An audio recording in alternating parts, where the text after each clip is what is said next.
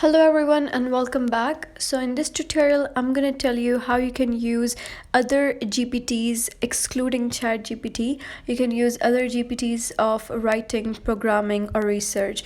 So for that, first of all, you'll have to open your Safari or even your Google if you're using Android. If you're using iOS, then just click on Safari.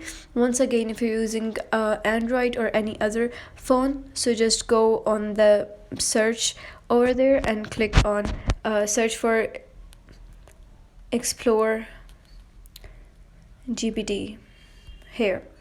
Now click on that. After that, you'll be redirected to this page. You can see that these are the top picks by the company to you, which is like code tutor, whimsical diagrams, resume, universal primer. You can just click on writing, and these are the specified GPTs for writings. Also AI humanizer, and which you can use to humanize your content.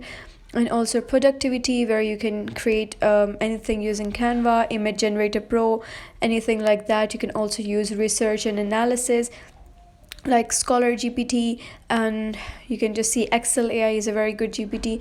Then click on education. Here you can write anything using GPT, and code tutor, universal primer, tutor me, it's a very good one. And then click on lifestyle. Here you can check your astrology using birth chart GPT, and therapist, it's a very good one. It helps you in meditating and everything. And also song maker, deep game, and scroll. And there is also programming one where there is Python, specifically Python GPT, code copilot, website generator, and anything like that. So that is how you can use more GPTs using ChatGPT.